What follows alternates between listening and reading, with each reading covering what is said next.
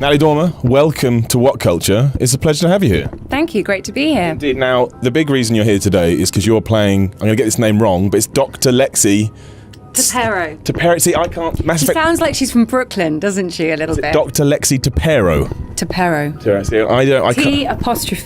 T-P-E-R-R-O. Right. She's an Ansari. Maybe it's a very common surname. So that's a race in Yes, Mass. I know that, but I can't pronounce any of their names, so I wasn't even going to bother. But you're much more professional than I am, and you're ahead of the game. I've learned how to say my character's name. I am that professional. Which is good. You got that down, then you did everything else. Yeah. Now, it's quite a big deal in the world of video games, because Mass Effect is not only this huge franchise, but the big thing is the characters. That's what people love. That's what people talk about, like in the last trilogy, how, Commander Shepard, all those kind of things. So how was it kind of taking on a role for a character in what is a pretty big franchise?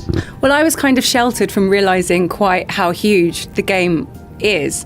Well, the trilogy was, and therefore the expectation of Andromeda coming out.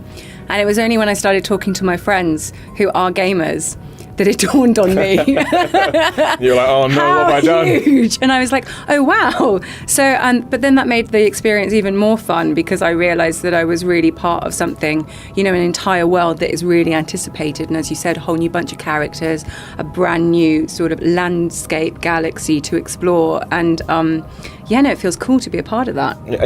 Have you done a video game before, or is this your first video game? I mean, I've done the Game of Thrones video game. Of course, yeah. But so that doesn't, I suppose you could argue that doesn't really count because I'm playing a character that I've already created, on screen. So this was a great new whole experience to watch a character that's been created by a whole amazing creative team. And then I just come along and add the voice. Did you get to bring anything else to it? Like, did you read in the lines and go, I don't want to say that, I'd rather say this? No, I was a really good girl. I just did as I was told. No, but that's the fun. I like voiceover recording because, you really do have a laugh in the sound booth with, the engineer and the creative team that are in the room. And you can have a play with it and see what works. So Lexi's kind of got this kind of gruff, but sort of slightly dry humour. Okay. So it makes sense that a Brit's playing her. That makes sense. And how, I imagine you can't give too much away, but how important is your character to the new Mass Effect that we go forward? Because obviously a lot of the characters appeared in Mass Effect 1, and by Mass Effect 3 you're like, oh man, I didn't realise how important these characters were going to become. Well, Lexi's kind of imperative to the player because she is, she's basically the physician and the psychologist of the crew. And she's there to look after the mental and physical well-being of Ryder. I'm there, she's there giving advice, checking that, and then the player can choose whether they listen to that advice or not. But she's kind of present there on the Tempest ship, which the players will find out. She's kind of there to try and assist. Okay, so there's every potential then that this could become one of those Mass Effect characters. Are you offering me another job? Are you offering me I'd like you to be in my cheap sci-fi rip-off of Mass Effect called, I can't think of something, like Earthland or something like that, I don't know. Also, I can't come up with a name, so we'll just call her Dr. Lexi and hope that BioWare and EA don't get mad. Okay, great, yeah. Yeah, you're up for that? I'm up for that. Okay, excellent. And how did it all come about as well? Because I imagine they must have come to you and said, would you like to play a character? What do you do then? Do you go and research the franchise? Do you just talk to your mates that play games? I mean, what happens? No, I suppose that's why they approached me and I said, that sounds cool, that sounds like a lot of fun. But like I said to you, I didn't really realise how huge the original trilogy had been until I started telling people what I was doing. But I was just like, I've always wanted to do, I'd seen some of the early stages of the imagery of the game, and to me it's so cinematic. It's so all engulfing, encompassing, and the writing really impressed me. The detail behind the characters and the races and the history and the mythology of all the different crew members. It's worked out like something like a high production TV show, not that I know anything about those, but the writing is so detailed and immersive that I was really impressed with it, and I thought I'd like to be a part of this. And you must have to record a hell of a lot of dialogue, because the thing about the Mass Effect games is there's about 42 different paths you can go on. So I presume they have to go, right, can you please record the good path? And you do that, right, can you record the kind of good path? Then it's the mediocre path, then it's the bad path. I mean, that must take forever. Yeah, when the player decides what route they're going, and you have to give the response to every single choice, and then within that every single choice. So it is it's a different skill set to I use in my my day job normally. So, but that's kind of fun because often when you're on a film or on stage, it's like, well, how would this go if the person I'm talking to answered in a different way? And that's the fun of a game like this, is like the player controls the storyline in a way. Yeah, it's true. Does it mean you get to kind of test your range as well? Because they're like, right, be happy, and then 2 hours later it's like, now sad, it's like be sad and now be well mad. I mean, I guess you get to do all of that, right? Completely. And it's interesting because it's voice acting, and you don't realise sometimes as an actor how much you rely on your eyes or your face or your body to communicate something. And when you're reduced solely to your voice, you think you are feeling or communicating something, and the guys on the other side of the glass just aren't getting it, they're not feeling it. So you have to approach it differently. So sometimes you feel you're being a bit melodramatic and overdoing it, but it's trying to make it communicate in the voice. So do you ever get any feedback like, no, Natalie, do that again, that was not right at all? Too much. Not enough. Too much again. Don't say that to me. I know what I'm doing. Get out of the booth. But that's what I'm saying. I mean, I really did go in listening to them because they have more. For once, I was in a scenario when the other people know really more what I should be doing than me. Of course, yeah. But I mean, I think between this and Game of Thrones as well, you've got potentially, I mean, obviously, I'm sure Mass Effect Andromeda will be a huge success because the other ones have been. And those characters have become iconic within sort of pop culture and stuff like that, as have the characters of Game of Thrones. So did you find that sort of surprising that you are potentially about to have these two, one kind of medieval character and one sci-fi character that very well within their genres are going to be well remembered and talked about and discussed? I mean, most people are lucky to have one, and I'm sure you'll have loads more. You may have two in completely different fields, which I find quite fascinating. Yeah, I think I was really attracted to Mass Effect Andromeda for the same reason that I love these big epic universes that get created, and whether it's the Hunger Games or Westeros or Andromeda, it's I love that when the detail of whole worlds and mythologies and histories of peoples has been created, and God knows we all need some escapism in the current climate in the world. Yeah, nothing's going on. Nothing's going on out there. So it's there's a little bit of a geek still in my heart. I think that little. It's just the modern day version of sort of burying your head in Tolkien as a child or whatever. It's like create these entire other worlds. So I think that, especially something like Mass Effect, I think entirely, because it does take a lot of.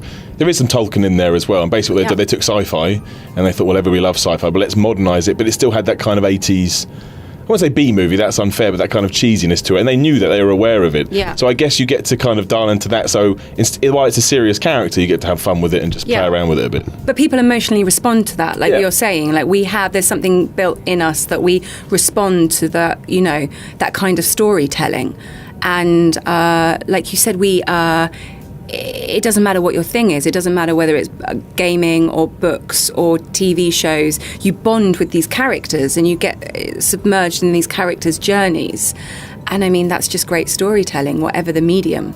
And that's kind of what my job is meant to be. So. And it's kind of cool that you get to do it in so many, because you get to do it on stage, you get to do it on film/TV, and now you get to do a digital version of yourself. How is that when you see the digital character and it's kind of you, but it's not you at the same time? You're like, wait a minute, it's my voice and it's kind of me, but that's not me. Yeah, it's weird. Yeah. It's totally weird. Yeah. But it's great because you have an opportunity to play roles that you wouldn't ordinarily play. Because you can look so different, move so different. I mean, I'm Blue in this. It's like an alien. Yeah, she's an alien, and she's got this incredible brain on her. And the Asari as a race are slightly distant. They're slightly, they're very analytical as well, but they're very wise because they're so old. Like I'm 275 years old. It's a good run. It's a good run. Yeah. So. It's just fun to take yourself out of that normal casting kind of box, really. Yeah, and play a blue alien that's almost 300 years old. Literally play. Is it going to be weird because I imagine sometimes you're walking down the street and people recognise you, but what if they recognise you and start shouting, Dr. Lexi, and you'd be like, what? I'm totally up for that. You want that? That would be very cool. Do you think you're going to start to get confused, like which is the real me? Am I the game me, or is this me? And it's all going to become like a big confusing thing. I've pretty, I think that's like an actor's occupational discipline. We try not to be schizophrenic. Yeah, that must be hard though, right? Because you're playing so many different roles. Sometimes you must be like, I'm not sure which one is me anymore, because you have to continually move your brain into a different place depending on what you're doing. You are right. If you play a character for a very long period of time, if someone calls that character's name, you do end up turning your head. But I don't think I played Lexi for enough man hours, unfortunately, to respond in the way that if people still shout, Dr. Lexi at you. Yeah, I'm going to turn my head if you shout Cressida or Marjorie at me before. But, let's see how many of them they do. I was going to say, you may be involved with this forever. You may get to 270, but I'm still doing these Mass Effect games. This is crazy. Yeah. Are you ready for I guess you probably are, because I imagine it was the same with Game of Thrones, but Mass Effect fans they're loyal and they're passionate, and I think that's why the series has been such a success. Mm-hmm. So are you ready for the kind of... the reaction to it when people find out that you're doing this, and people want to find everything about the character, they want to find everything about you, and there'll be stuff like Comic-Cons where I want to talk. You ready for all of that kind of? I guess you kind of are, because I'm ready for that. I think I've had good grounding in Game of Thrones and the Hunger Games for that kind of fanatical experience. Kind of thing, yeah. What I love is if you're you're in a coffee shop or you're in a pub or something, and someone approaches you and they're crazy about the project, a particular project, but it's like a non sequitur. They're someone you would not expect to be, that would be I'm interested in what gamers come up to me and know that I've done the game, and they just look like, I don't know, it's a 45-year-old housewife or something, and she's mad about Mass Effect Andromeda, because sometimes people surprise you about what their passions are. Absolutely. So, maybe it will be revealed to me a whole world of gamers that are all under the radar in their normal lives. That's just exciting though, right? Yeah. Introduce you to a whole, maybe brand new people that will then find you in other stuff. A whole new fraternity. A whole new fraternity that can embrace you and everything. Yeah. So obviously you've done this one. Did you enjoy the experience so much that you think that kind of video game voice acting is something you want to pursue going forward? Well, yeah, I enjoyed this experience a lot. I want to be loyal to Lexi, obviously. Of course. I'm not saying that you should cheat on her or anything. Just a more general question than that. Let's see what happens. Yeah. No, but like you said, I've been very lucky insofar as I managed to cross mediums still my entire career, like stage and theatre and film and TV, and now computer gaming. And I would love to keep on doing all of them, for a very long time. Yeah. Not 275 years. That's a long time. But a long time. Although by then, because have you seen all the virtual reality stuff that you can do now, where you put a helmet on your head and you exist in the actual world as opposed to playing it on the screen? Oh, I know. No, it's crazy. Yeah. It truly is crazy. And actors, I think, are going to find themselves, as technology develops, the way you can interact is going to, it's going to blow our minds, I'm sure. Because the other thing is, well, they want to do it with TV, so you don't just watch the TV, you put it on and you are in Westeros, for example, and you're just there talking to them, and a lot of people may start to think they actually know you and that you're your friend, and then when they see you on the street, they'll come up and be like, all right, buddy, and you'd be like, what are you talking about? Does it really? That happens you get a lot of hey buddies. People think they know you because they know your character. Yeah. And then they ask you really strange questions about, I imagine, things you've ddone on the TV, and you have to try and desperately remember. No, it's true. But no, I mean, as an audience member, I'm excited about that, or those full immersive worlds. Yeah. That would be fantastic. And it means you're engaging people as well. If they're that passionate about it and they're coming up to you and talking about these things, it probably means you're doing all right. I think so. I would think so. Let's see. Okay, excellent. Natalie Dormer, thank you very much for your time. Thank you very much.